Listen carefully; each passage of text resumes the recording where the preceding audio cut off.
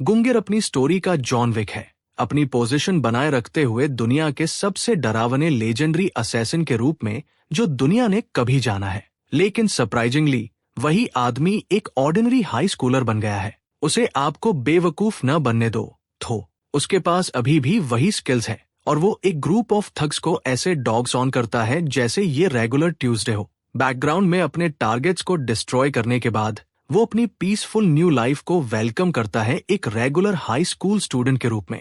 लेकिन यहाँ तक पहुँचने के लिए चलो उसकी बैक स्टोरी पर वापस जाते हैं। ये लड़का सबसे स्ट्रॉन्गेस्ट असैसिन एवर है और अपनी फाइनल मिशन पर था हमेशा के लिए छोड़ने के लिए। अपने टारगेट चेयरमैन अकागी को सीज करके वो गॉडलाइक स्पीड दिखाता है, बुलेट्स पर इनक्रेडिबली फास्ट रिएक्ट करता है और अपने पाथ में हर किसी को एलिमिनेट करता है। अकागी जानता था कि वो इस बार जिंदा नहीं निकलेगा और मर्सी की भीख मांगता है जब हयाते, जो खुद भी एक असैसिन है और तुजी का बेस्ट फ्रेंड, उसके लिए उस आदमी को मार देता है। उनका ऑर्गेनाइजेशन ने उन्हें टास्क दिया था अकागी को मारने का, तो नेचुरली वो चेयरमैन को शूट डाउन कर देते हैं और अपना जॉब कंक्लूड कर लेते हैं। किल के थोड़ी देर बाद तुजी अकागी के फोन स्क्रीन पर नजर डालता है और उसकी बेटी के साथ उसकी फोटो देखता है। वो अब किलिंग की लाइफ में पार्टिसिपेट नहीं करना चाहता और ऑफिशियली रिटायर हो जाता है। तुजी घर लौटता है अपनी बिलव्ड गर्लफ्रेंड माई के पास, जो उसके लिए अच्छा खाना बनाने का इंतजार कर रही है।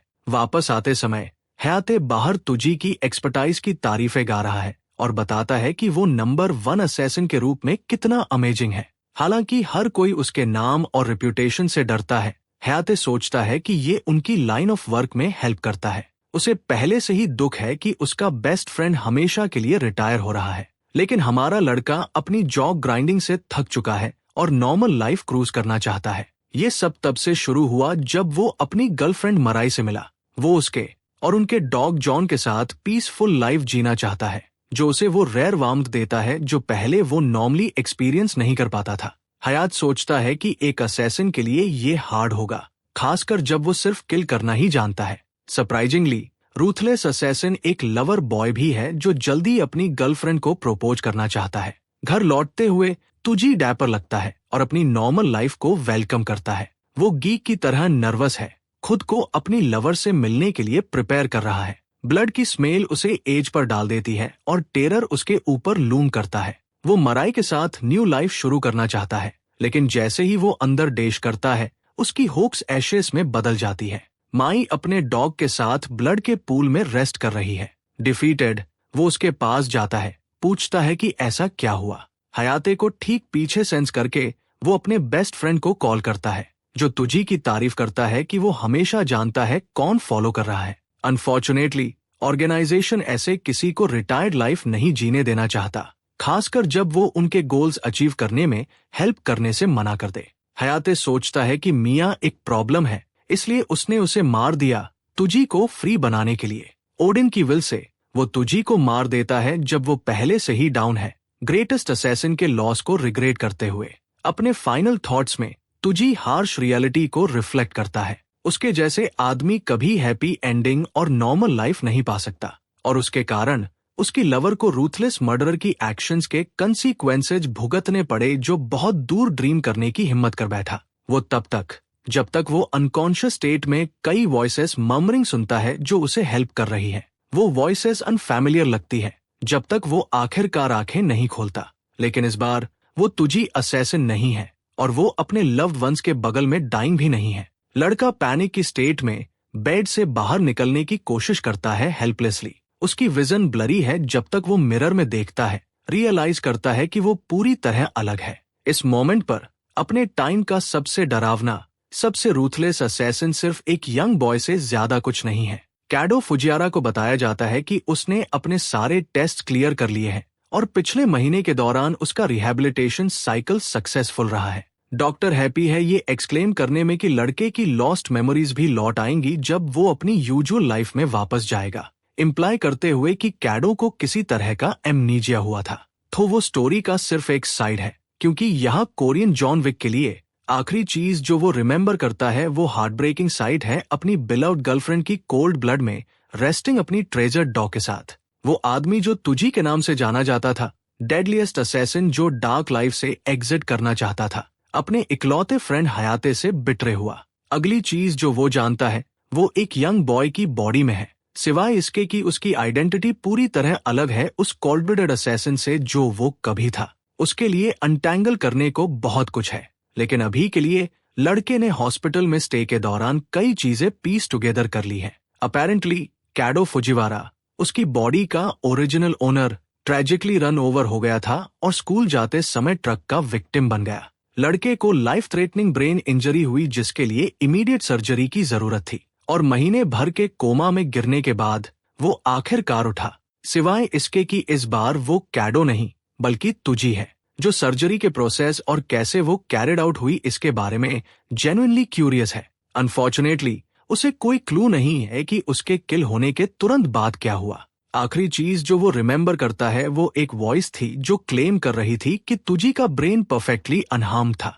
2 and 2 टुगेदर पुट करके ब्रो रियलाइज करता है कि उसे जाको स्टाइल लोबोटोमाइज कर दिया गया। उसके डेथ के आफ्टरमाथ के एग्जैक्ट डिटेल्स को लेकर कंफ्यूजन उसे सराउंड करती है, लेकिन इमोशंस का गश उसे ओवरपावर कर देता है। वही रूथलेस असैसिन एक के बाद एक टीयर शेड करता है, अपनी बिलव्ड गर्लफ्रेंड और हैप्पी फ्यूचर के लॉस को ग्रीव करते हुए। नेक्स्ट सीन में कैडो डिस्चार्ज होता है और अपने पेरेंट्स के पास जाता है। कियर, लड़के की मदर, टीयर्स में ब्रेक डाउन करती है जैसे कोई मदर करेगी अपने बच्चे को सेफ घर लौटते देखकर।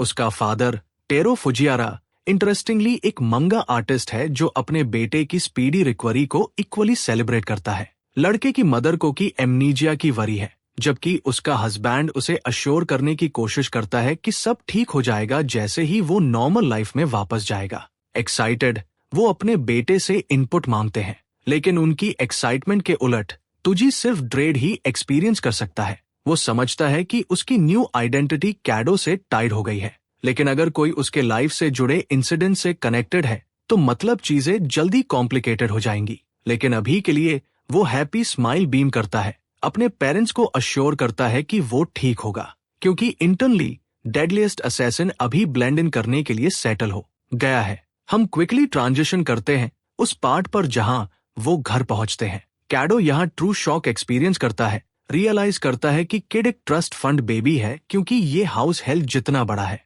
टर्न्स आउट कि उसका डैड सिर्फ एवरेज मंगा आर्टिस्ट नहीं है, वो सक्सेसफुल है। ब्रो ने शायद सोलो लेवलिंग लिखी हो या कुछ। और हाँ, कमेंट्स में मुझे गैंग बैंग करने से पहले मुझे पता है ये मनहवा है। साथ ही उसकी मदर एक रिनाउंड डॉक्टर के फैमिली से है तो वो भी कुछ है। क्योको लड़के को उसके रूम की डायरेक्शन देती है और अंदर स्टंबल करने पर कैडो एक सेकंड लेता है सराउंडिंग्स को एब्जॉर्ब करने के लिए। असैसिन रूम की टाइडनेस नोट करता है, परफेक्टली ऑर्गेनाइज्ड और ऑनेस्टली ये टिपिकल हाई स्कूलर के लिविंग स्पेस से अलग नहीं है। लड़के के पेरेंट्स को रिकॉल करते हुए वो रिमेंबर करता है कि दोनों कितने वरीड, सिक थे और हॉस्पिटल में उसकी चेकिंग करते रहते थे।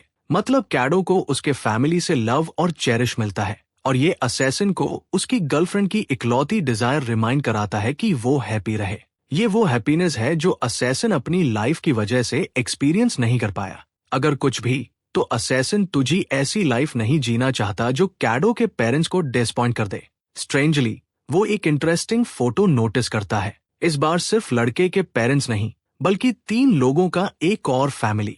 चीजों की लुक से असैसिन समझता है कि उसे लड़के के बैकग्राउंड के बारे में जितना हो सके सीखना है। अगली मॉर्निंग हमें नया विजिटर मिलता है। ये चिक लॉन्गेस्ट लिमो में आती है सिर्फ कैडो से मिलने, इस फैक्ट को इग्नोर करते हुए कि वो कल ही डिस्चार्ज हुआ था। लगता है वो उसे देखने को लेकर स्टबर्न है क्योंकि वो दोनों कितने पुराने हैं। लड़के का फादर डोर खोलता है रेडिंड यूजुआ को स्माइल करते देखने के लिए। वो अपने फ्रेंड की कंडीशन चेक करने को ईगर है, पूछती है वो क्या कर रहा है। जैसे ही लड़के का फादर आंसर करने वाला होता है, कैडो झांकता है और रियलाइज करता है कि यूजू वही गर्ल है जो फोटो में थी। बिना एक और सांस वेस्ट किए गर्ल उसे टाइट हग से स्ट्रैंगल करती है, अपनी कंसर्न्स ऑफर करती है उसके हेल्थ के लिए।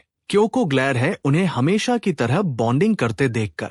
हमारे लड़के के लिए वो हर किसी की रिएक्शन कीनली ऑब्जर्व करता है और इन्फॉर्मेशन पीस टुगेदर करता है कि यूजुआ उसकी चाइल्डहुड फ्रेंड होगी। वो एक्साइटेड है और उसे स्कूल की राइड के लिए इनवाइट करना चाहती है, लेकिन कैडो रिजेक्ट कर देता है, रियलाइज करते हुए कि इस चिक की फैमिली बैकग्राउंड उससे भी वेल्थियर है। टेरो बट इन करने की कोशिश करता है, लेकिन यूजुआ इस आदमी को कार में शव कर देती है, प्रॉमिस करती है कि वो उसकी स्टेट का केयर लेगी। वो बैक टर्न करती है कैडो की सक्सेसफुल रिकवरी के लिए सेलिब्रिटी पार्टी अनाउंस करने। दोनों पेरेंट्स एस्ट्रोनिस्ट रह जाते हैं और वर्क रिज्यूम करते हैं, जबकि हमारा डुओ स्कूल के लिए निकलता है। स्कूल में कई थग्स जो स्ट्रीट्स पर रहते लगते हैं अपना प्लान एग्जीक्यूट करने वाले हैं। टेट्सू, उनका लीडर, यूजुआ के साथ मेस करने का इंटेंट रखता है। हालांकि उसके फ्रेंड्स डरते हैं कि स्टीव जॉब्स की बेटी को हर्ट करने से ट्रबल हो जाएगी। उन्हें स्ट्रॉन्ग ग्लेयर देकर टेट्सू अपने क्लाउन्स को रिमाइंड करता है कि वो बिना वजह डर रहे हैं। वो सोचता है कि वो पहले से ही बहुत डीप जा चुके हैं किसी स्पेसिफिक से पैसे लेकर, मतलब उन्हें ये जॉब एग्जीक्यूट करने के सिवा चॉइस नहीं।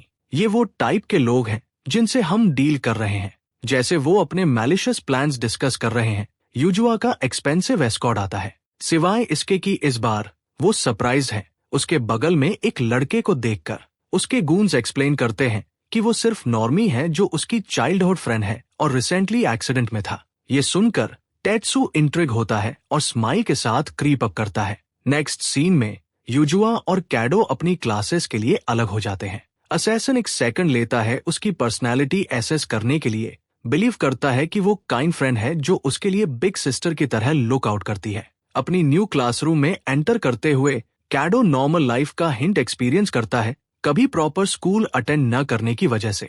क्लूलेस लड़का अपनी सीट पूछता है और क्लासमेट उसे देखकर हैप्पी है, लेकिन वही लड़का स्माइल से फियर की लुक पर बदल जाता है जब वो उसके ठीक पीछे टावरिंग टेट्सू को देखता है। इंटिमिडेटिंग जर्क उसे पिक करता है, डिक्लेयर करता है कि इस क्लास में कैडो के लिए जगह नहीं और वो उनके साथ आएगा। थोड़ी देर बाद वही ग्रुप उसे बाहर ले जाता है, जबकि क्लूलेस को पूछ रहा है कि यहाँ उसकी डेस्क है या कुछ। पहले इन लड़कों के स्निकर करने के तरीके को रिकॉल करके कैडो सेंस करता है कि वो उसके साथ मिस कर रहे हैं, खासकर अब जब वो उसे डाउन आई कर रहे हैं। पिस्ड ऑफ, कैडो डिमांड करता है अपनी सीट कहाँ है जानने के लिए, जबकि टेट्सू और उसके अंडरलिंग सिचुएशन को एंटरटेनिंग पाते हैं। लड़के के पास जाकर डेलिंक्वेंट इनोसेंट लड़के को डिलेमा ऑफर करता है। अगर वो नीज पर बेक करे तो वो उसे सिर्फ कुछ पंचेस के साथ छोड़ देंगे।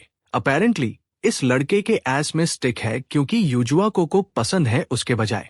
टेट्सू लड़के को थ्रेटन भी करता है कि अगर वो कभी उसके डायरेक्शन में फुट रखने की हिम्मत करे तो दोनों को मार देगा। फनी है कि वो ये जॉन विक को बोल रहा है। कैडो सिचुएशन समझने के लिए सेकंड लेता है, डिसपॉइंटेड कि ये पंक सच में उसके एनिमी है। वो सैड है, खुद के लिए नहीं बल्कि अपने न्यू बैच विक्टिम्स के लिए जो बॉडीड होने वाले हैं। असैसिन लड़के की बॉडी में किसी को हर्ट नहीं करना चाहता था, क्लीन लाइफ लीड करने का इंटेंट रखते हुए।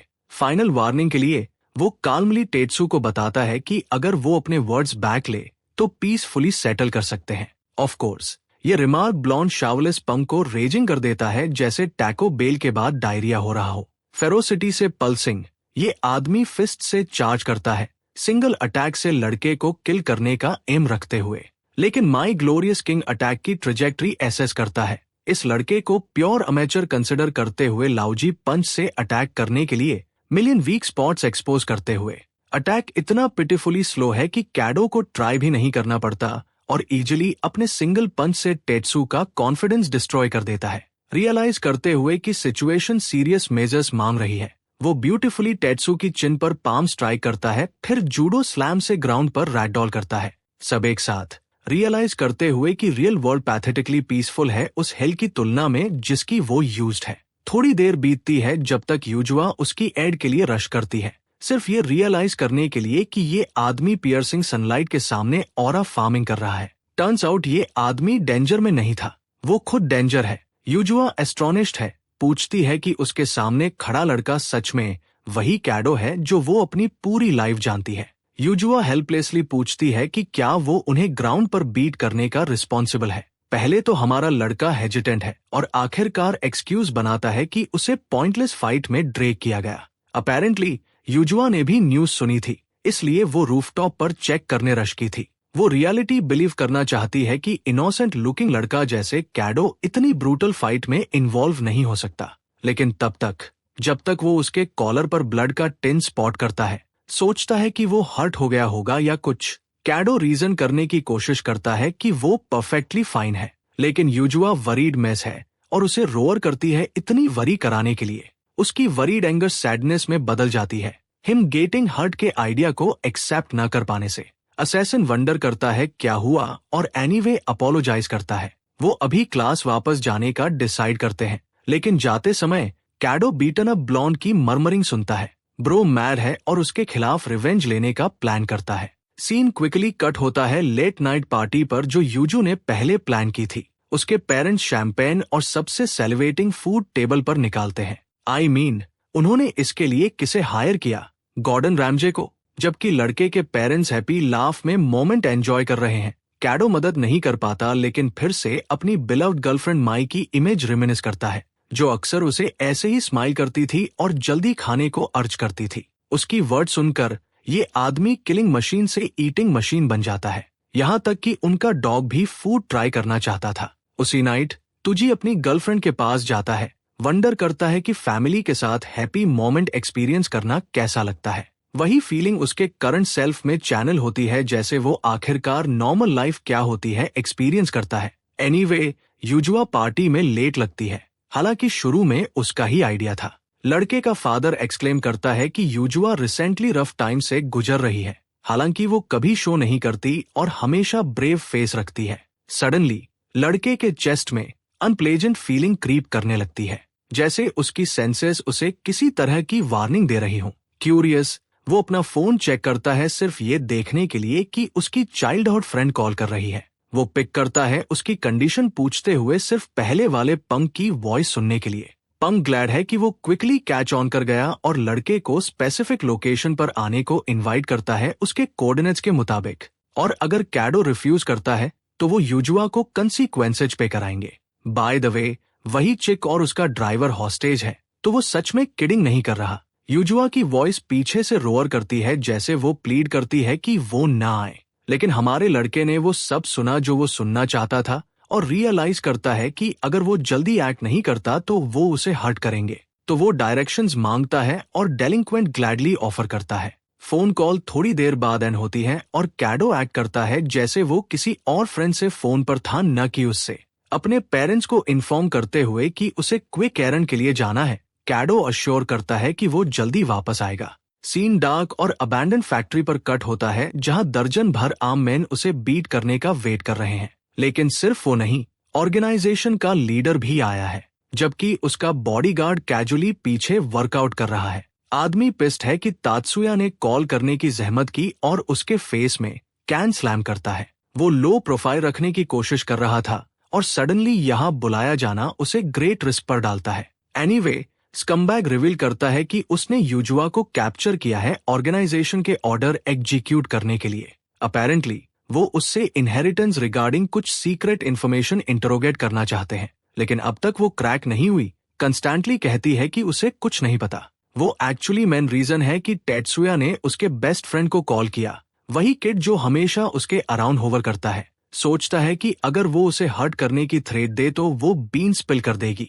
इस तरह वो अपना ऑर्डर सक्सीड कर लेगा और रिवार्ड में टेत्सुया ऑफिशियली ऑर्गेनाइजेशन में अपनी स्पॉट क्लेम कर लेगा। ऑर्गेनाइजेशन का लीडर इसके लिए फाइन है, लेकिन ब्लॉन्ड को वार्न करता है कि अगर वो टास्क फेल करता है तो क्या होगा। यूसी इनुकामी मसल फ्रीक टॉक करने वाला नहीं है। इस आदमी के सिर्फ ऑर्डर्स किल करने के हैं, जैसे वो डंबेल इतनी फास्ट चक करता है कि वॉल टीयर डाउन हो जाती है। इनकामी की मियर एग्जिस्टेंस ब्लॉन्ड को पैंट्स वेट करने के लिए इनफ है, क्योंकि अगर वो फेल होता है तो अगला वो होगा। यूजुआ रोअर करती है और अपनी पोजीशन को और वर्स बना देती है, उन्हें प्रोवोक करके, जबकि उसका असिस्टेंट उसे काल्म डाउन करने की कोशिश करता है। अनफॉर्चुनेटली ये टेत्सुया को उसके एज बीट करने पर ले जाता है। फुट से स्लैम करते हुए एनरिच की कोई उनके बीच मेडल करने की कोशिश कर रहा है। वो अपने अंडरलिंग्स को उसका असिस्टेंट साइड ले जाने को कहता है और यूजुआ पर फोकस करता है, अश्योर करता है कि अगर वो टॉक नहीं करती तो उसका चाइल्डहुड फ्रेंड डाई करेगा। फिर भी हेल्पलेस गर्ल कंफर्म करती है कि उसे उसके बारे में कुछ आइडिया नहीं। पिस्ड ऑफ, तात्सुया ऑर्डर करता है कैडो को तुरंत उसके पास लाने का। अभी उनके पास 40 थग्स वेपन्स के साथ है और रिंग में आदमी किल करने का रिस्पॉन्सिबल फॉर्मर रेसलिंग बेहेमोथ है। इसके साथ किड का टॉप पर आने का कोई वे नहीं। ब्लॉन्ड डैम सर्टेन है कि कैडो एनिनोमी को पास नहीं कर पाएगा और एंड में यूजू सब रिवील कर देगी। पर्सपेक्टिव हमारे लड़के पर शिफ्ट होता है, जो आखिरकार फैक्ट्री का रास्ता ढूंढ लेता है। बाहर कई इडियट्स हैं जो उसके न्यू विक्टिम्स बनने वाले हैं। कैजुअली उनके पास से वॉक करते हुए लड़का कोई फियर नहीं दिखाता, जबकि उनमें से एक क्विकली रिकॉग्नाइज करता है कि वो उनका टारगेट है, लेकिन पहले से ही लेट है क्योंकि ये आदमी इफर्टलेसली उन्हें नेक पर पेनफुल स्ट्राइक से डिसमेंटल करता है, इंस्टेंट में डाउन कर देता है। 3 मैन डिफीटेड के साथ बाकी थग्स क्विकली चार्ज करते हैं, लेकिन ये उनका डूम्सडे है जैसे हाई स्कूलर उनके साथ फ्लोर मॉक करता है, एक लड़के को बिन में शव करते हुए। मर्डरस ग्लेयर के साथ कैडो थग्स को वार्न करता है कि अगर वो अपनी लाइफ वन पीस में जीना चाहते हैं तो उसकी लाइन ऑफ साइट में ना आए। और हाँ, वन पीस रियल है। Back to Tetsuya. उसका बॉस कंसर्न फील करने लगता है कि किड शो नहीं हो रहा, यहाँ तक वंडर करता है कि लड़का चिकन आउट करने का डिसाइड कर लिया। वो आखिर किड है, लेकिन सिर्फ ब्लॉन्ड स्कम्बैग जानता है कि रूफटॉप पर जिससे वो लड़ा वो किड नहीं, डेमन था। वो अपने लीडर सुओ से रीजन करने की कोशिश करता है, अश्योर करता है कि उनका ओपोनेंट नॉर्मल नहीं है। डेविल की बात करते हुए वो अपने मेन को फुजिवारा का नेम चैंट करते बाहर सुनते हैं। यूजुआ शॉक्ड है जबकि ब्लॉन्ड काउर अपनी लाइफ के लिए टेरिफाइड है। डोर बैश ओपन होता है जैसे एक आदमी की बॉडी पेपर बॉल की तरह फ्लंग होती है, ठीक टेत्सुयाज फीट के बगल लैंडिंग। एक्साइटेड मसल मैनियाक अपने टारगेट से मिलने टर्न करता है। मीनवाइल सीमिंगली हार्मलेस लड़का टेत्सुया को लास्ट टाइम की वार्निंग रिमाइंड करता है। ये आदमी अपनी स्ट्रेंथ होल्ड बैक करने में हार्ड टाइम ले रहा है ताकि इन लड़कों को किल न कर दे। मिस्टर सुओ बैफल्ड है, क्वेश्चन करता है कि एक चाइल्ड अकेला 20 थग्स को कैसे एनिहिलेट कर सका। कैजुअली अपनी टाई एडजस्ट करते हुए मैक्सिमम ऑरा के लिए कैडो अपने फ्रेंड को देखने की डिमांड करता है। यूजुआ की स्क्रीम पूरे फैक्ट्री में सर्च करती है, वरीड कि वो उसके लिए आया। उसकी वॉइस की वजह से वो जानता है कि वो ठीक 30 मीटर अहेड है। वो ग्लैड है कि वो ओके है और हॉस्टाइल मेन को स्कैन करता है जो उसे अटैक करने को रेडी है। जो 53 सेकंड से ज्यादा नहीं लगते, इस आदमी की स्पीड रूम को हेल आउट ब्लिच करती है। बॉस को अपनी गॉडलाइक एबिलिटी से शॉक करते हुए जैसे वो हर मैन को डाउन करता है, यहाँ तक कि टेत्सुया लिटिल की तरह क्रॉल कर रहा है, रियलाइज करते हुए कि वो फज अराउंड कर चुके और हार्ड वे फाउंड आउट कर लिया।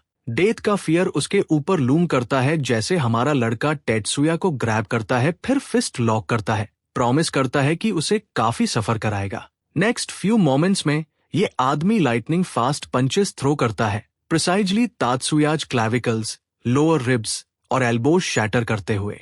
जैसे वो एक्सक्रूशिएटिंग पेन इनफ नहीं था, डूड उसे सिंपल पुश से नियरेस्ट वॉल में स्लैम करता है। मिस्टर सुओ के मैन सब टेरिफाइड है और एब्सोल्युटली हमारे लड़के से स्मोक नहीं होना चाहते। वो रन फॉरवर्ड करना चाहते हैं, लेकिन वो उन्हें रिमाइंड करता है कि वो उन्हें जॉब के लिए पे कर रहा है। सुओ true level of danger realise करने लगता है जिससे वो डील कर रहे हैं। उनका टारगेट हेल्पलेस लड़का नहीं, मॉन्स्टर है। ब्लाइंड फोल्डेड होने की वजह से यूजुआ ने कुछ नहीं देखा। वो उसके पास जाता है और अश्योर करता है कि सब ठीक हो जाएगा। जैसे ही हमारा लड़का उसकी रोप्स अनटाई करने वाला है, बेहेमोथ अपना फिस्ट शव करता है उसे स्लैम करने के लिए। अटैक हेवी ब्लो में कनेक्ट करता है जबकि यूजुआ पैनिक में स्क्रीम करती है। सुओ सोचता है कि फॉर्मर प्रो रेसलर की मॉन्स्टर्स फिजिक की वजह से उनके पास विक्ट्री का चांस हो सकता है, लेकिन उसके लिए अनफॉर्चुनेटली जब डस्ट सेटल होती है, रिवील होता है कि पंच कनेक्ट हुआ ही नहीं। फैक्ट में कैडो ने तो अपने ओपोनेंट के खिलाफ काउंटर किक लॉन्च कर दी है, उसे प्लेस में स्टॉप करते हुए। मैनियाकल रेसलर केयर नहीं करता और अंदर अटैक प्रिपेयर करता है, लेकिन वो भी कैडो द्वारा रिडायरेक्ट हो जाता है, जो उसके फेस में डेवस्टेटिंग पंच हैमर करता है। पंच इतना ब्रूटल है कि उसकी नोज शैटर हो जाती है, और फिर भी रेसलर सोचता है कि कैडो इतनी स्ट्रेंथ से उसे डिफीट नहीं कर पाएगा। इस लड़के से फ्यू ब्लोज एक्सचेंज करने के बाद असैसिन इंटरनलाइज करता है कि वो बंच के स्ट्रॉन्गेस्ट से डील कर रहा है और अपनी करंट हाई स्कूलर फिजिक की वजह से उसे वन शॉट करना हार्ड है जैसे वो नॉर्मली करता। तो इंस्टीड वो डिफरेंट मेजर चुनता है। जैसे ही रेसलर उसे डाउन स्ट्राइक करने वाला है, हमारा लड़का फ्लैश बन जाता है और उसकी साइड से टेलीपोर्ट आउट हो जाता है, अपना टारगेट इनोगामी की रिब्स सेट करते हुए। उसके बाद Kaido heavy barrage of hits unleash करता है, सब सिंगुलर पॉइंट पर कंसंट्रेट करते हुए उसे नीइंग और पंचिंग करते हुए जब तक मसल हेड टेरर एक्सपीरियंस नहीं करता और नॉकड आउट हो जाता। उसे डेविड कहो गोलियात को स्ले करने के लिए। उनके इंसेन रेसलर को ऐसे फोल्डेड देखकर बाकी 6 मैन हेक अवे रन कर जाते हैं, जो शायद उनका स्मार्टेस्ट डिसीजन है। तो नॉर्मली कैडो अपने टारगेट्स को फिनिश ऑफ करता। अभी उसे यूजुआ की वरी है। वो क्विकली उसकी रोप संडू करता है और हैप्पी फेस लगाता है, अपनी सेटिस्फैक्शन एक्सप्रेस करता है उसे ओके देखकर।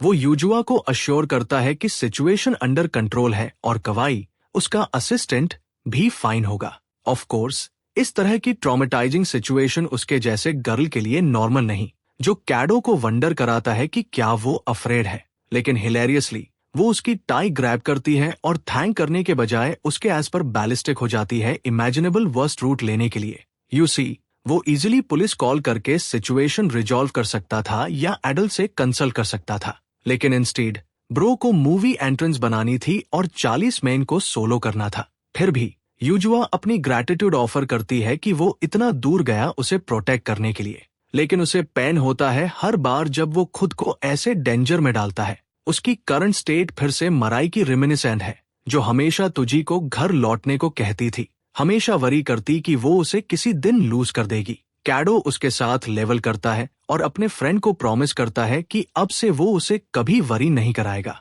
उनका मेलो मोमेंट कावी की ग्रोन से इंटरप्ट होता है। पुअर गाय जो बिना रीजन बीट अप हुआ। कैडो पुलिस साइंस की साउंड सुनता है और रियलाइज करता है कि कॉप्स यहाँ है, एम्फेसाइज करते हुए कि अब घर लौटने का टाइम है। एक डिफरेंट साइड पर सुओ बैरली एस्केप मैनेज करता है, ये कॉम्प्रिहेंड न कर पाते हुए कि मसल हेड भी मॉन्स्टरस चाइल्ड को स्टॉप नहीं कर सका। अपेरेंटली इस लड़के का भी अपना बॉस है जो अंडरग्राउंड क्राइम का किंगपिन लगता है। ये टेरिफाइंग बॉस रिवील करता है कि उसने किड से डील करने के लिए लैंसलॉट भेजा था। अब जब लड़के ने ग्रेट विल ऑर्गेनाइजेशन के प्लान से मिस किया है, वो इसके लिए पे करेगा। लेकिन उसके पहले हमारे लड़के की साइड पर लौटते हैं। वो घर वापस है, बेड पर रेस्टिंग, जानते हुए कि उसने अपने पेरेंट्स को वरी कर दिया अकेले जाने से, जबकि वो साउंडली स्लिप कर रहे हैं। कैडो रिमेंबर्स कि उसके लौटने पर उसके पेरेंट्स कितने वरीड थे। थैंकफुली पुलिस ने उसे क्वेश्चनिंग के लिए नहीं रोका क्योंकि उसकी इन्वॉल्वमेंट की कमी थी। थग्स के लिए उनका मिशन और अल्टीमेट गोल अभी उसके लिए एम्बिग्यूज है। फिर ये फैक्ट कि इन चार्ज मैन सुओ भी सीन के बाद डिस्पियर हो गया। चीजों की लुक से वो सोचता है कि शैडोज में कुछ और वर्स लूमिंग है। जैसे वो बाहर जॉग करता है, वो इंटरनलाइज करता है कि वो नहीं चाहता उसके अराउंड कोई और हर्ट हो। सडनली कई प्रोजेक्टाइल्स उसके पर शॉट होते हैं, उसे एयर में जंप कराते हुए। उन्हें शॉट करने वाला आदमी एक्चुअली बैफल्ड है कि लड़का उन्हें अवॉइड कर सका। बाय द वे, कैडो पहले से जानता था कि कोई उसे घर फॉलो कर रहा था। यही रीजन है कि वो पहले प्लेस में बाहर आया, स्पाई को इजी टारगेट देते हुए। लड़के की तरफ टर्न करते हुए कैडो उसके मोटिव्स क्वेश्चन करता है। क्रीपी बास्टर्ड इम्प्रेस्ड है कि लड़के ने उसे बेडरूम में भी नोटिस कर लिया। पहली बार उसे ऐसे फिगर्ड आउट किया गया, और इसके साथ कंफर्म होता है कि ये किड कोई नॉर्मल ब्रैट नहीं। क्रेडिट जहां ड्यू है देकर कैडो स्पाई की तारीफ करता है ट्रैक्स कवर करने के लिए और फैक्ट्री के थक से पूरी तरह डिफरेंट लेवल पर होने के लिए। सिर्फ इन दो फैक्ट से कहा जा सकता है कि ये लड़का नॉर्मल सोसाइटी की वर्किंग से नहीं बिलोंग करता, जो क्वेश्चन बेक करता है कि वो पहले प्लेस में उस पर स्पाइंग क्यों कर रहा था। कैडो का स्टॉकर रादर इम्प्रेस्ड है और सोचता है कि यंग किड भी उसके लाइन ऑफ वर्क से कुछ कनेक्शन शेयर करता है, लेकिन हमारा लड़का सिंपल रखता है और ऑर्डिनरी हाई स्कूलर की आइडेंटिटी मेंटेन करता है, और स्मॉल टॉक एंटरटेन करने से रिफ्यूज करते हुए आदमी अपने ब्लेड्स अल्टीमेट शोडाउन के लिए प्रिपेयर करता है। सीन हमारे प्रोटैगोनिस्ट के लिए फैमिलियर है, जो अपनी प्रीवियस लाइफ रिकॉल करता है। उसके सामने असैसिन ऑफिशियली फुजिवारा कैडो का एंड डिक्लेयर करता है। वही आदमी ग्रेट विल ऑर्गेनाइजेशन का सैंजो है रैंक 67। फाइटिंग स्टैंस में आते हुए कैडो रिफ्लेक्ट करता है कि वो भी कभी उसी ऑर्गेनाइजेशन का मेंबर था।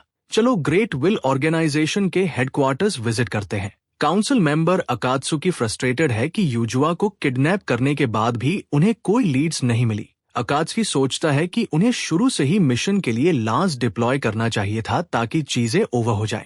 चलो जूम आउट करके इस ऑर्गेनाइजेशन की सिग्निफिकेंस पर फोकस करते हैं। ये ग्रुप वर्ल्ड को केओस में ओवरथ्रो करने केबल है 1000 असैसिन्स को अपने अंडर रखने की वजह से।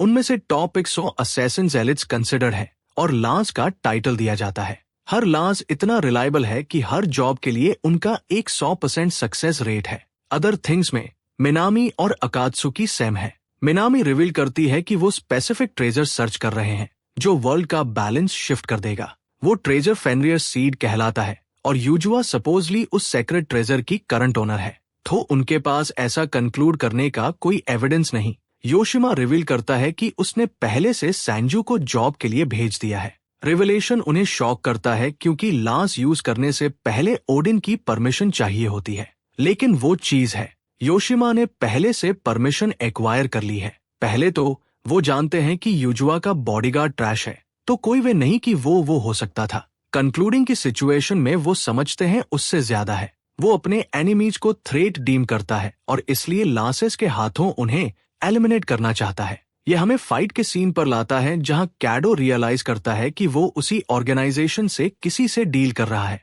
सैंजू का स्टैंस परफेक्टेड और रीड करना डिफिकल्ट है, उसकी एलिट स्टेटस सिग्निफाई करते हुए लांस के रूप में। यह हमारे लड़के की वर्स्ट सस्पिशंस कंफर्म करता है कि यूजुआ की ट्रबल्स को सराउंड करने वाली हर चीज बैकग्राउंड में ऑर्गेनाइजेशन द्वारा कंट्रोल की जा रही है। ये सिंपल इनहेरिटेंस लूट का केस नहीं, कुछ ग्रेटर है। सैंजू क्विकली लड़के के स्टैंस को ऑब्जर्व करता है और रिमार्क करता है कि वो हाई स्कूलर बिल्कुल नहीं है। किड फियरलेस है और वेपन पॉइंटेड होने पर नेचुरल फील करता है। डेंजर सेंस करते हुए कैडो उसे यूजुआ के लिए थ्रेट डीम करता है और उसे डाउन स्ट्राइक करने लंच करता है। पहले फ्यू पंचेस एक्सपर्ट असैसिन द्वारा कैजुअली इवेडेड होते हैं, जो रिफ्लेक्ट करता है कि किड इनक्रेडिबली फास्ट है और एक्यूरेटली उसके वीक पॉइंट्स एम कर रहा है। इस एंगल से सच में लगता है कि को उसके ओन क्लास का असैसिन है। हाउएवर, सैंजू जोक नहीं है। ये आदमी उसके फेस में नियरली स्टैब करता है, हमारे लड़के को डिस्टेंस मेंटेन करने पर मजबूर करते हुए। उनके ब्रीफ एनकाउंटर से कैडो अपने ओपोनेंट की स्पेशलाइज्ड फाइटिंग स्टाइल के बारे में थोड़ा सीख लेता है। सैंजू रेंज को अपने एडवांटेज प्रायोरिटाइज करने वाला फाइटर है। असैसिन किड की स्किल्स से इम्प्रेस्ड है और ऑफेंसिव पर जाने का डिसाइड करता है एयर में लंच करके।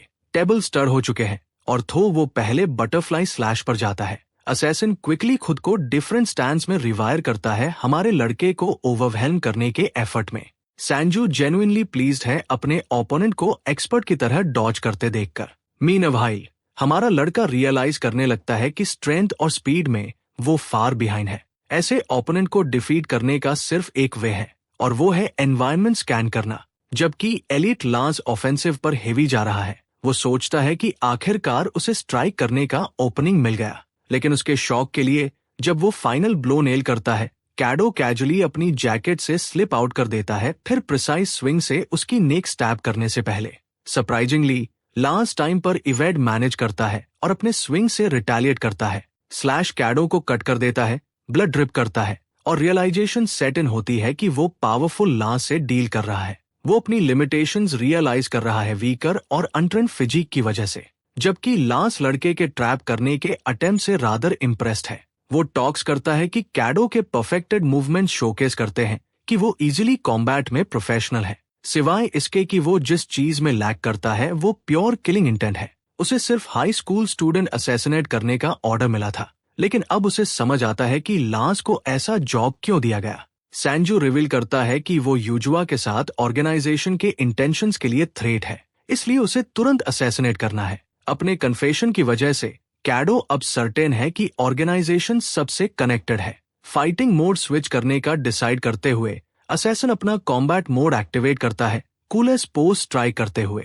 वो कुछ होल्ड बैक नहीं करेगा, अपने किलिंग इंटेंट का ट्रू फ्रैगमेंट शो करने का प्रॉमिस करते हुए।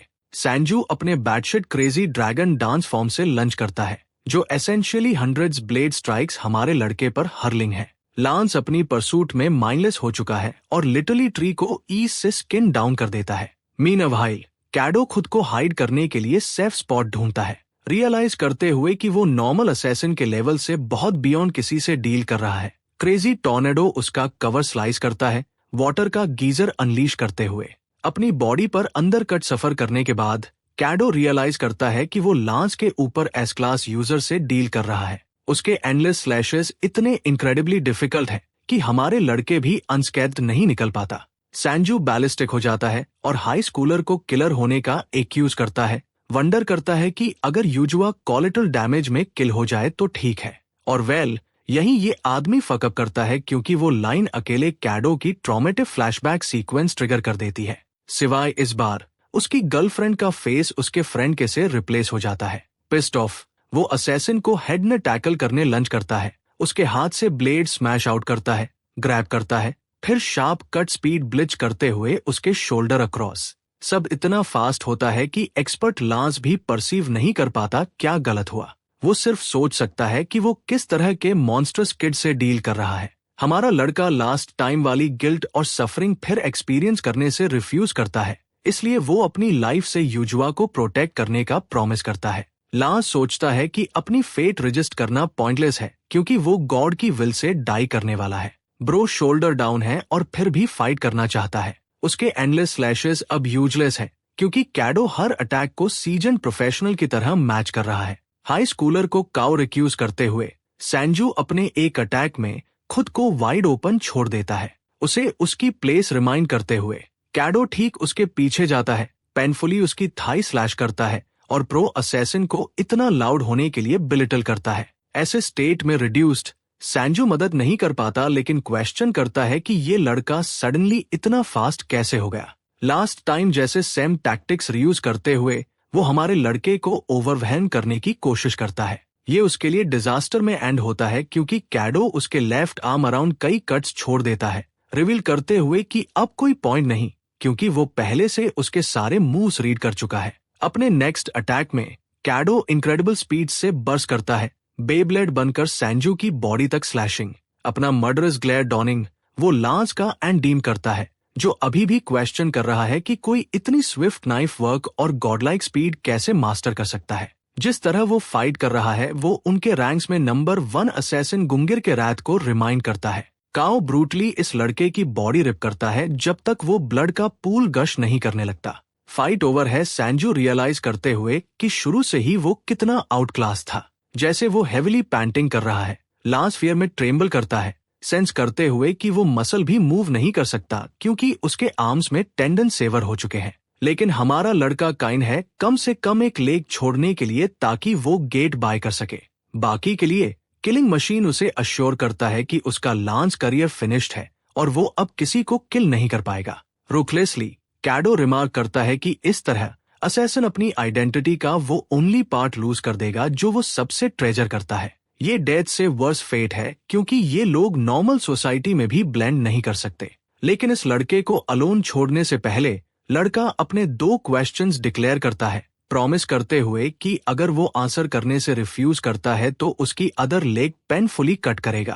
पहले क्वेश्चन के लिए वो उस आदमी का नेम जानना चाहता है जिसने ऑर्डर इश्यू किया और स्पेसिफिकली गर्ल को टारगेट क्यों कर रहे हैं। खूल की तरह गिगलिंग सैंजू रिवील करता है कि वो टॉर्चर करने और किल करने पर भी टॉक नहीं करेगा क्योंकि उसने अपने इकलौते गॉड को लॉयल्टी स्वॉन की है और वो कभी उसकी विल बिट्रे नहीं करेगा। गॉड का मेंशन कैडो के लिए सब कंफर्म कर देता है, लेकिन अनफॉर्चुनेटली साइंस हर जगह बजने लगती है।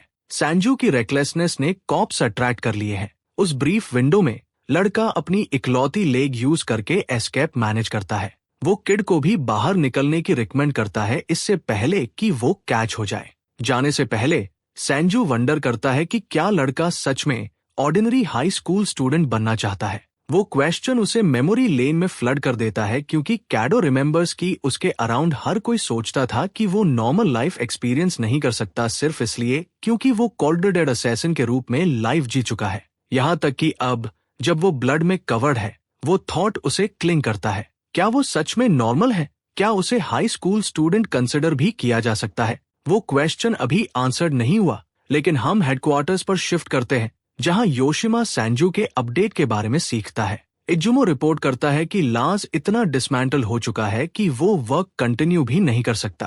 अकात्सुकी कैडो की एबिलिटीज से अमेज है एक्सपर्ट असैसिन को डाउन करने की। एक्साइटमेंट से बीमिंग इजुमो कंफर्म करता है कि जो भी था वो मॉन्स्टर था क्योंकि सैंजू ने उसकी मूवमेंट्स को गुंगिर से सिमिलर डिस्क्राइब किया, एक नेम जो उन सब में अटेंशन ड्रॉ करता है। यहाँ तक कि अकोत्सुकी सोचता है कि ये ओवरएस्टिमेशन है ऐसे कहना कि इस लड़के को एवर लिव करने वाले स्ट्रॉन्गेस्ट नाइफ यूजर से कंपेयर करना। इजुमो उनकी फ्रस्ट्रेशन समझता है, खासकर जब गुंगिर का नेम लाइटली टॉस नहीं किया जाता। मिनामी उनकी कन्फ्रंटेशन ब्रेक करती है जबकि अकोत्सुकी तुजी की सिग्निफिकेंस और स्पेशलिटी पर वाइंस करता है। रिगार्डलेस वो सोचते हैं कि युजुआ का ये रैंडम बॉडीगार्ड खुद को कंसिडरेबली पावरफुल प्रूव कर चुका है। न सिर्फ उसने उनके प्लान्स डिसरप्ट किए बल्कि लांस लेवल ओपोनेंट को भी डिसमेंटल किया। इस डेवलपमेंट के साथ योशिमा और अदर्स अब वेट नहीं कर सकते। पूरी चीज योशिमा को कैओ फुजिवारा के पीछे की मिस्ट्री पर क्वेश्चनिंग छोड़ देती है। हमारे लड़के की बात करें तो वो अपने रूम में वापस जाता है और सीक्रेसी में खुद को पैचअप करता है। वो थोड़ी आइडेंटिटी क्राइसिस से गुजर रहा है, जानते हुए कि उसे ऑर्डिनरी हाई स्कूलर होना चाहिए, असैसिन की तरह नहीं जैसा वो पहले था। अनफॉर्चुनेटली उसे यूजुआ को ऑर्गेनाइजेशन की साइड से एस्केप हेल्प करनी है, और फिर ये फैक्ट कि अब वो लांस डिफीट कर चुका है तो वो उसे और टारगेट करेंगे।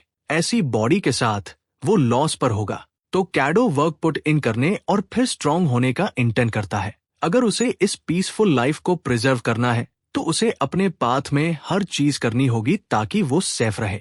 ग्रेट विल ऑर्गेनाइजेशन के लिए अकोत्सुकी वॉलंटियर करता है और मिस्ट्री मैन को अपने टारगेट के रूप में लेने में ग्रेट इंटरेस्ट एक्सप्रेस करता है। वो सरप्राइज है, लेकिन इजुमो सोचता है कि इस लेवल की थ्रेड के लिए ग्रेट आइडिया है। आखिर अगर ये लड़का सच में तुजी जैसे से कंपेयर करता है तो ऑर्डिनरी लांस कट नहीं करेगा। क्यूरियस अकोत्सुकी अपनी पोजीशन यूज करके थ्रेड का केयर लेने में और हैप्पी है। बाय द वे, ये डूड जोक नहीं है, वो ओवर 9th रैंक है और ग्रेटेस्ट असैसिन्स में से एक है। यूजुआ की किडनैपिंग के बाद एक दिन बीतने पर कैडो के पेरेंट्स और गर्ल उसे हॉस्पिटल से डिस्चार्ज सेलिब्रेट करने के लिए बिग वेलकम होम पार्टी देते हैं। अपना लव शो करने के लिए उसका फादर ओमरुस प्रेजेंट करता है, जिसे बनाने में उसने रियली हार्ड वर्क किया। तो वो बिलीव करना थोड़ा हार्ड है क्योंकि डिश प्रिटी कर्ज लगती है। उसके बाद यूजुआ कहती है कि उसने भी कुछ एक्स्ट्रा स्पेशल बनाया है और उसके सामने माउथ वाटरिंग बीफ स्टू की प्लेट रखती है। प्राउड ग्रिन के साथ वो उसे हॉट रहते ही अपने मास्टरपीस में डिग इन करने को कहती है, और जैसे ही वो टेस्ट बड्स पर हिट करता है, हमारे लड़के को पास्ट का फ्लैशबैक इंस्टेंटली आ जाता है जब वो घर से निकल रहा था और माई ने पूछा था कि क्या वो फिर लेट आएगा। हाउएवर, उस टाइम उसने कहा था कि वो डिनर टाइम पर घर होगा क्योंकि उसे सिर्फ किसी से मिलना और एक दो चीजें पिक करनी है, अपने एक्चुअल वर्क का कोई क्लू न देकर। मिया ये सुनकर रियली ग्लैड थी क्योंकि वो उस दिन उसका फेवरेट बीफ स्टू बना रही थी और ये उसे बहुत हैप्पी करता था। फिर उसने पैशनेट आई से कहा था कि घर लौटने पर वो उसके साथ कुछ इम्पोर्टेंट शेयर करेगा इससे पहले कि वो निकले, और वो अपने प्रेशियस स्माइल और आर्म्स में स्माइलिंग जॉनी बॉय के साथ उसे फेयरवेल बिड करती है। बीफ स्टू खाते हुए कैडो सैड हो जाता है कि वो उसे कभी नहीं बता पाया कि वो असैसिन लाइफ छोड़ रहा है उसके साथ रहने के लिए। यूजुआ उसकी डिसअपॉइंटमेंट देखकर एनॉयर हो जाती है और पूछती है कि क्या सच में टेस्ट इतना बैड था, लेकिन हमारा लड़का सडनली उसकी कुकिंग को अर्थ पर अपने लास्ट मील की तरह डाउन करने लगता है, नियरली टीयरिंग अप। वो कहता है कि बहुत डिलिशियस है। यूजुआ ये सुनकर ग्लैड है और उसकी मदर कहती है कि अगर उसकी एपेटाइट बिग है तो और बहुत है। जैसे वो अपने फादर को पैन पर फायर सेट करते और यूजुआ को केक के साथ स्माइल करते एंजॉय करते देखता है। हमारा हीरो दिल से ग्रेटफुल है इतने लविंग फैमिली के लिए। बाद में वो यूजुआ को घर वापस वॉक कराता है क्योंकि चीजें रिसेंटली ज्यादा डेंजरस हो गई है। वो पूछता है कि क्या उसने तब से उसके अराउंड कुछ अनयूजुअल नोटिस किया, लेकिन वो कहती है कि उसके हाउस अराउंड पुलिस है तो अभी वो सेफ होनी चाहिए। कंफ्यूज्ड कैडो पूछता है कि उसका बटलर उसके साथ क्यों नहीं है, और वो कहती है कि उसने पर्सनली रिक्वेस्ट किया था कि वो दूर रहे क्योंकि वो इतना अनोइंग है कि उसके अराउंड कहीं फन इम्पॉसिबल है। एनीवे, वो उसे बताती है कि उसके हाउस पर बहुत फन आया। एडमिट करती है कि बहुत टाइम बाद वो इतना हंस पाई है। उसकी एक्सप्रेशन क्विकली सीरियस हो जाती है जैसे वो कन्फेस करती है कि उसके फादर को लूज करने के बाद से वो प्रिटी डाउन फील कर रही है। ये सुनकर हमारा लड़का पूरी तरह स्पीचलेस है और यूजुआ रियलाइज करती है कि उसने उसे अभी तक नहीं बताया क्योंकि वो नहीं चाहती थी कि उसकी एमनीजिया स्ट्रेसफुल न्यूज से वर्स हो जाए। वो कहती है कि ये करीब 2 महीने पहले हुआ था, उसी टाइम जब कार एक्सीडेंट हुआ था जो उसे कोमा में भेज दिया। कैओ रियलाइज करता है कि यही रीजन है कि वो उस वक्त उसे लूज करने को लेकर इतनी इमोशनल थी, लेकिन वो स्ट्रांग रही और अपनी सैड फीलिंग्स कभी शो नहीं की बल्कि चीयरफुल पर्सनैलिटी से कवर की। हमारा लड़का उसे वरी कराने के लिए अपोलोजाइज करता है, लेकिन यूजुआ कहती है कि कोई बिग डील नहीं और पॉइंट आउट करती है कि वो बिल्कुल नहीं बदला उसे सरप्राइज करते हुए। फिर वो सोचती है कि वो थोड़ा मैच्योर हो गया है, लेकिन छोटा किड होने पर भी उसकी हैबिट थी रेकलेस होने की और यूजुआ को बुली करने वाले बड़े किड से फाइट करने की, हालांकि वो जानता था कि वो जीत नहीं पाएगा। ठीक वैसे ही वो किडनैपिंग में उसके लिए आया, लेकिन वो उसकी अमेजिंग मूव्स नहीं देख पाई क्योंकि ब्लाइंडफोल्डेड थी। यूजुआ सस्पिशियस हो जाती है और पूछती है कि उसने उसे एग्जैक्टली कैसे सेव किया। हमारा लड़का बुलेट डॉज करता है, कहता है कि जिसने भी उसे देखा वो इतना स्कैर्ड हो गया। जो टेक्निकली हुआ था उसके कॉमरेड्स को मॉन्स्टर की तरह डिस्ट्रॉय करने के बाद यूजुआ को और डाउट कराते हुए। फिर भी वो सोचती है कि मैटर नहीं करता जब तक वो पिंच में उसके लिए आने को ब्रेव है। यूजुआ कन्फेस करती है कि गैंगस्टर्स उसे और कावी को थ्रेटन कर रहे थे तो वो माइंड से स्कैर्ड आउट थी। लेकिन जब उसने उसका फेस मॉर्निंग सन से ब्राइटर ग्लोइंग देखा, वो जेन्युइनली हैप्पी थी। इसके लिए वो उसे थैंक्स करती है और स्मूथ होने की वजह से हमारा लड़का कहता है कि वो उसे कितनी भी बार सेव करेगा जितनी बार जरूरत पड़े, उसे राइप टोमेटो से रेडर बना देते हुए। उसके बाद फ्लस्टर्ड गर्ल उसे क्लोज आने को येल करती है और फोन निकालकर उसके साथ क्यूट सेल्फी लेती है। गुड शॉट पर प्राउड। वो कहती है कि वो इसे अपना वॉलपेपर बनाएगी ताकि अमेजिंग डे रिमेंबर रहे, रियलाइज न करते हुए कि ये स्कूल में वियर्ड रूमर स्टार्ट कर सकता है। हाउएवर, यूजुआ मंबल करती है कि ये उसे मूव ऑन करने में भी हेल्प करेगा और कैडो को अपने लाइफ चेंजिंग एक्सीडेंट के इतनी जल्दी उसके लिए वरी करते देखकर वो इंस्पायर्ड है आखिरकार अपने डैड की अनएक्सपेक्टेड डेथ से क्लिंगिंग स्टॉक करने के लिए। हमारा लड़का स्माइल करता है जैसे वो रियलाइज करता है कि यूजुआ भी उसके जैसे स्ट्रगल कर रही है और ये उसे अपनी प्रेशियस चाइल्डहुड फ्रेंड को और प्रोटेक्ट करने के लिए मोटिवेट करता है। ठीक तभी वो शॉक्ड होता है जब वो अपना फोन निकाल कर उसे अपने डैड की पिक्चर शो करती है। उसकी सोल नियरली एग्जिट कर जाती है जब वो रिकॉग्नाइज करता है कि उसका फादर कौन है और कंफर्म करता है कि वो आदमी सच में उसका फादर है। जिस पर वो रिप्लाई करती है उसकी एमनीजिया बहुत होगी। वो गंभीर हो जाती है क्योंकि उसके पापा हमेशा उसके साथ बहुत दयालु रहे थे।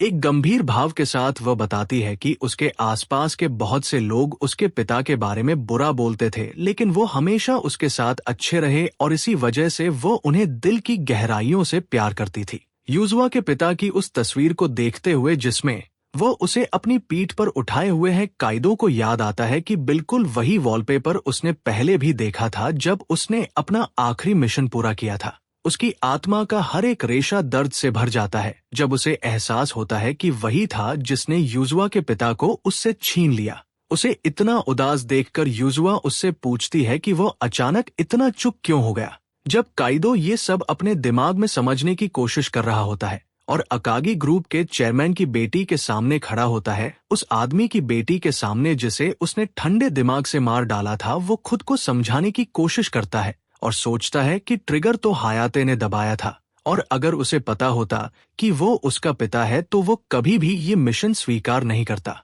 लेकिन फिर भी उसे गहरा अपराध बोध होता है क्योंकि उसने अंधे विश्वास में ग्रेट विल की बात मान ली थी कि चेयरमैन अकागी ने संगठन के साथ विश्वासघात किया है, इसलिए उसे खत्म करना जरूरी है। उसे और भी ज्यादा बुरा इसलिए लगता है क्योंकि उस वक्त उसे कुछ भी महसूस नहीं हुआ था और अब उसने यूजुआ को भी खतरे में डाल दिया है। इसीलिए वो सोचता है कि क्या उसे ये बता देना चाहिए कि वह कभी संगठन का एजेंट था जिसने उसके पिता की मौत का आदेश दिया था।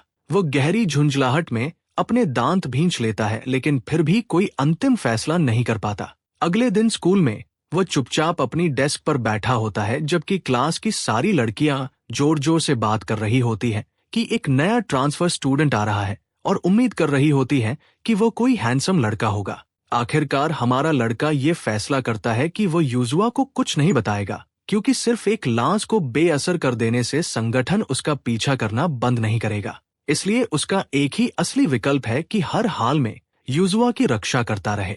तभी टीचर घोषणा करता है कि एक नया ट्रांसफर स्टूडेंट आ चुका है और जैसे ही वो लड़का अंदर आने की इजाजत मांगता है, हमारा हीरो तुरंत उसकी आवाज पहचान लेता है और अविश्वास से उसे घूरने लगता है। गुलाबी बालों वाले खुशमिजाज लड़के को एक नजर देखकर ही वो सोचने लगता है कि आखिर डिवाइन स्पीयर्स में से एक का उसके स्कूल में क्या काम हो सकता है। पिछले उस साइको को याद करते हुए उसका शक पक्का हो जाता है कि ग्रेट विल ने इसे यूजुआ के अपहरण में उसकी दखलंदाजी के सीधे जवाब के रूप में भेजा है। अचानक वो लड़का हमारे हीरो की ओर मुड़ता है और ठंडी बिना पलक झपकाए नजर से उसकी आत्मा तक को भेद देता है और खुलेआम ये ऐलान कर देता है कि उसका निशाना कौन है। इसमें कोई शक नहीं रह जाता कि ये गुलाबी बालों वाला बच्चा एक कात्स्की है जो संगठन के 12 डिवाइन स्पीयर्स में से एक है जिसका कोडनेम बिडेंट है। कुछ समय बाद पीई क्लास के दौरान नया ट्रांसफर स्टूडेंट आराम से एक और बास्केट स्कोर कर देता है और भीड़ पागल हो जाती है।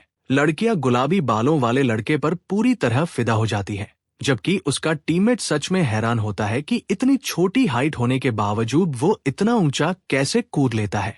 माकोतो इसे एक शानदार पास बताकर टाल देता है और अपनी टीम को एक और हुप स्कोर करने के लिए प्रेरित करता है, जबकि विरोधी टीम चिढ़ जाती है क्योंकि ट्रांसफर स्टूडेंट पहले ही लड़कियों में बेवजह बहुत ज्यादा लोकप्रिय हो चुका होता है। इस बीच काइदो बिल्कुल भी अपना गार्ड नीचे नहीं करता क्योंकि उसे अजीब लगता है कि लांस ने अभी तक एक भी कदम नहीं उठाया है और वो सोचता रहता है कि आखिर वो योजना क्या बना रहा है। देखो, लांसेस टॉप 100 असैसिन्स का एक एलिट ग्रुप होते हैं जिनमें से हर एक को नंबर दिया जाता है और उनमें से टॉप 12 को लेजेंडरी स्पीयर्स कहा जाता है, जो अपने सुप्रीम लीडर ओडिन के आदेश में काम करते हैं। इन बेहद ताकतवर हत्यारों के पास ऐसी असाधारण शक्तियां होती है जो 1000 लोगों के बराबर होती है। हत्या के मामलों में ये लोग पूरी एक देश की सेना को भी आसानी से कुचल सकते हैं। ये एलिट योद्धा सिर्फ सबसे अहम मिशनों के लिए ही भेजे जाते हैं, जिससे काइदो इस नतीजे पर पहुंचता है कि इसका मतलब सिर्फ एक ही हो सकता है कि ये लोग युजुआ को निशाना बनाने पर तुले हुए हैं। काइदो उदासी में नीचे देखता है जब उसके आखिरी मिशन की दर्दनाक यादें उसे झकझोर देती है और वह समझता है कि शायद हत्यारे उस गुप्त खजाने के पीछे हैं जिसे चेयरमैन ने कथित तौर पर उनसे चुरा लिया था। ये बात उसे लगातार परेशान करती रहती है कि अगर अकात्सुकी ने इसी स्कूल में कार्रवाई करने का फैसला किया तो क्या वो अपने मौजूदा एक हाई स्कूल छात्र के शरीर के साथ यहाँ मौजूद सभी लोगों की, जिनमें उसकी बचपन की दोस्त भी शामिल है, रक्षा कर पाएगा। लड़का उसकी बात सुने बिना ही तुरंत उसके ऑफर को ठुकरा देता है और जिद करता है कि वह आज सीधे घर चली जाए। लेकिन तभी अचानक पीछे से उसके कंधे पर एक हाथ रखा जाता है और माकोतो पीछे से आकर लड़की को उसके नाम से खुशमिजाजी से ग्रीट करता है, जिससे काइदो के लिए तुरंत खतरे की घंटी बज जाती है कि वह सच में युजुआ के पीछे पड़ा हुआ है। माकोतो अपना परिचय देता है, लेकिन युजुआ इशारा करती है कि वह पहले से ही पूरे स्कूल में हॉट नए लड़के के रूप में काफी मशहूर है और वह पूछती है कि जब वे दोनों कभी मिले ही नहीं तो उसे उसका नाम कैसे पता है। खुशमिजाज ट्रांसफर स्टूडेंट बेफिक्र मुस्कान के साथ बताता है कि वो वही हाई स्कूल लड़की है जिसने अकागी ग्रुप की दौलत विरासत में पाई है, जिससे वो पूरी तरह चौंक जाती है। वो अचानक थोड़ी उदास हो जाती है, जबकि माकोतो आगे कहता है कि उसके पिता चेयरमैन के एहसानमंद हैं, इसलिए उसे उसकी देखभाल करने का निर्देश दिया गया था। लेकिन जैसे ही वो उसे कहीं चलने के लिए आमंत्रित करने की कोशिश करता है, हमारा लड़का अचानक बीच में बोल पड़ता है और बहाना बनाता है कि प्रैक्टिस के दौरान उसकी उंगली में चोट लग गई है और उसे नर्स के पास जाना है। हमारा लड़का उसे ठंडी मौत जैसी घूरती हुई नजर देता है, जिससे वो साथ निभाने के लिए मान जाता है और दोनों लड़के युजुआ से अलग हो जाते हैं। वो मुस्कुराते हुए पीछे देखती है और एक बार फिर अजीब लोगों से उसकी रक्षा करने के लिए काइदो को धन्यवाद देती है। कुछ पलों बाद जब दोनों रूफटॉप पर खड़े होते हैं तो माकोतो नजारे की तारीफ करता है और बताता है कि एक हाई स्कूलर की जवानी का सुनहरा समय कितना शानदार होता है। फिर वह काइदो की ओर देखता है और मजाक में पूछता है कि क्या वो उसे यहाँ अपना प्यार कबूल करने के लिए लाया है या कुछ और, लेकिन हमारा लड़का उसे लगातार चुप्पी ही देता रहता है। माकोतो इसे हंसते हुए टाल देता है और कहता है कि युजुआ सच में पास से काफी क्यूट लगती है, लेकिन उसे यकीन नहीं होता कि वो चेयरमैन की बेटी है। काइदो सीधे मुद्दे पर आता है और मांग करता है कि वो बताए कि यहाँ आने का उसका असली मकसद क्या है और क्या ये बैंगनी बालों वाले लड़के का बदला है। ट्रांसफर स्टूडेंट बिल्कुल बेपरवाह दिखते हुए आराम से पूछता है कि क्या वही है जिसने सांजो को हराया था। वो उसके शरीर का विश्लेषण करने लगता है और हैरान होता है कि उसने सिर्फ कुछ मामूली चोटों के साथ सांजो को कैसे हरा दिया। लेकिन हमारा हीरो दोबारा वही सवाल दोहराता है और इस बार साफ तौर पर और ज्यादा चिढ़ा हुआ दिखता है। आखिरकार असैसिन अपना मासूम नाटक छोड़ देता है और मान लेता है कि वो उस गुप्त खजाने को हासिल करना चाहता है जो युजुआ को उसके पिता से विरासत में मिला है, जिससे हमारे लड़के का शक पूरी तरह पक्का हो जाता है। अकात्सुकी आगे कहता है कि उन्हें खुद भी नहीं पता कि वह असल में क्या है और फिलहाल वे सिर्फ जानकारी चाहते हैं। वह हमारे हीरो को अपने संगठन में शामिल होने का मौका देता है क्योंकि वह उनके कुछ असैसिन से भी ज्यादा ताकतवर है। वह जोड़ता है कि वे सिर्फ बुरे लोगों को निशाना बनाते हैं, अच्छा पैसा कमाते हैं और युजुआ शायद उसे उस गुप्त खजाने की लोकेशन भी बता दे क्योंकि वो उसके करीब है। अकात्सुकी गंदी मुस्कान के साथ काइदो को चेतावनी देता है कि ये एक बहुत अच्छा ऑफर है, क्योंकि इस तरह वह और लड़की दोनों ही संगठन से टकराने के बाद जिंदा बच सकते हैं। फिर वह छत के किनारे चलता है और अपना हाथ आगे बढ़ाते हुए चेतावनी देता है कि अगर काइदो ने विरोध किया तो मासूम बच्चों को चोट पहुंचेगी। हमारा हीरो इसे बर्दाश्त नहीं करता और तुरंत आगे झपटता है और तेज हमलों की बौछार शुरू कर देता है। माकोतो हर हमले को आसानी से चकमा दे देता है और काइदो की तारीफ करता है कि उसकी फुर्तीली चालें किसी प्रोफेशनल को टक्कर दे सकती है। तभी हमारा हीरो उसका हाथ पकड़ने में कामयाब हो जाता है और बताता है कि उसे पहले से पता था कि वो बम का इस्तेमाल करेगा। वह छोटा सा क्यूब उसका खास असैसिन आइटम है, जिससे वो विस्फोटकों और मार्शल आर्ट्स को मिलाता है, जो संगठन में बिडेन के टारगेट को खत्म करने के डिफॉल्ट तरीके के रूप में जाना जाता है। उसके कोडनेम का जिक्र सुनते ही असैसिन पूरी तरह चौंक जाता है, पीछे कूदता है और चिल्लाता है कि काइदो के पास एक आम इंसान के मुकाबले बहुत ज्यादा जानकारी है। इसके बाद माकोतो अपने हाथों में 6 और बम निकालता है और पागलों की तरह मुस्कुराते हुए कहता है कि अब वो लेवल बढ़ाने वाला है। आंखों में दृढ़ निश्चय के साथ काइदो छत पर इधर उधर कूदता है और बम पकड़ने की कोशिश करता है। वह पहले 3 बम पकड़ लेता है और तेजी से बाकी की ओर बढ़ता है। हमारा लड़का फिर दीवार के ऊपर पार्कौर करता है और अपने पैरों से बाकी 3 बम भी पकड़ लेता है। माकोतो पूरा नजारा देखता है और कहता है कि काइदो में बिल्कुल भी कुछ सामान्य नहीं है, लेकिन तभी वो अचानक कहीं से एक और बम नीचे मैदान की ओर फेंक देता है। काइदो उसे पकड़ने की बेताब कोशिश करता है, जबकि पीछे से असैसिन उसका मजाक उड़ाते हुए कहता है कि वो पूरे स्टूडेंट बॉडी की रक्षा इस तरह नहीं कर सकता। हमारा हीरो क्यूब को पकड़ने में नाकाम रहता है और वह नीचे गिर जाता है, जबकि पीछे खड़ा पागल अपनी उंगली चटकाता है और बम को सक्रिय कर देता है। काइदो अपनी ढाल बनाता है। धमाके की लपटों से खुद को बचाते हुए नीचे मौजूद छात्र अचानक हुए विस्फोट से घबरा जाते हैं और उस इलाके से भागने लगते हैं। माकोतो उसे भरोसा दिलाता है कि उसने बम को जमीन तक पहुंचने से पहले ही फटने के लिए एडजस्ट कर दिया था, ताकि किसी को चोट न लगे, और इसे 6 बम पकड़ने के बदले एक छोटा सा बोनस बताता है। काइदो गुस्से से फटने ही वाला होता है, लेकिन माकोतो उसे बीच में ही रोक देता है और भी बम निकालते हुए पूछता है कि वो असल में है कौन और क्या वो उनके साथ शामिल होगा। कुछ पल सोचने के बाद हमारा लड़का जवाब देता है कि वो सिर्फ एक नॉर्मल हाई स्कूल स्टूडेंट है और वो कभी भी उनके साथ नहीं जुड़ेगा। माकोतो इस जवाब से सच में निराश दिखता है और सोचता है कि काइदो तब तक नहीं मानेगा जब तक कुछ लोग मारे न जाएं। लेकिन हमारा लड़का जवाब में सिर्फ एक नाम लेता है, गंगिर। उस नाम का जिक्र सुनते ही असैसिन की आंखों में पागलपन आ जाता है और वो पलटकर देखता है, जबकि काइदो शांति से कहता है कि उसे कभी गंगिर के नाम से जाना जाता था। इसी बीच स्कूल के स्पीकर से इवैक्यूएशन की घोषणा होने लगती है और माकोतो नीचे घूरते हुए गुस्से में कहता है कि वो गंगिर का नाम लेने की हिम्मत कैसे कर सकता है। लेकिन तभी वो खुलासा करता है कि वो सिर्फ समय खरीद रहा था, और इससे पहले कि माकोतो कुछ समझ पाता स्कूल के अधिकारी छत पर पहुंच जाते हैं, ये देखने के लिए कि कोई छात्र पीछे तो नहीं छूट गया। गुलाबी बालों वाला गुंडा उसे 3 दिन का वक्त देता है ये तय करने के लिए कि वो उनके साथ जुड़ेगा या नहीं, और चेतावनी देता है कि अगर उसने मना किया तो उसे इसका पछतावा होगा। इसके बाद विस्फोट की वजह से छात्रों को जल्दी स्कूल से छुट्टी मिल जाती है और हर जगह यही चर्चा होती रहती है कि इतने बड़े धमाके के बावजूद किसी को चोट नहीं आई। यूजुआ काइदो से पूछती है कि वो घर क्यों नहीं जा रहा। काइदो बताता है कि उसे पहले कुछ जरूरी काम है और चाहता है कि वह घर पर ही रहे, क्योंकि ये धमाका भी शायद उसी पर किया गया हमला हो सकता है। तभी कवाई जोश में चिल्लाता है कि सुरक्षा इंतजाम बढ़ा दिए गए हैं और उसने यूजुआ की रक्षा के लिए मार्शल आर्ट सीखना शुरू कर दिया है, लेकिन उसका जरूरत से ज्यादा जोश उसे बस चिढ़ा देता है। यूजुआ काइदो से कहती है कि अगर कुछ भी हो तो उसे मैसेज करे और वह मान जाता है। लेकिन जैसे ही वो वहां से जाती है, वो पलटकर माकोतो को घूरता है, जैसे उसे जताना चाहता हो कि वो उसे बेवकूफ नहीं बना सकता। उधर मिकोतो हमारे लड़के को देखते हुए पूरी तरह यकीन कर लेता है कि तुझी कभी किसी को गंगिर के नाम को बदनाम नहीं करने देगा। बाद में लोकल ट्रेन में हमारा लड़का उम्मीद करता है कि उसने अकात्सुकी का ध्यान यूजुआ से हटाकर अपनी ओर कर लिया है। वो याद करता है कि भले ही अकात्सुकी दिव्य भालों में सबसे छोटा है, लेकिन उसकी ताकत मजाक नहीं है।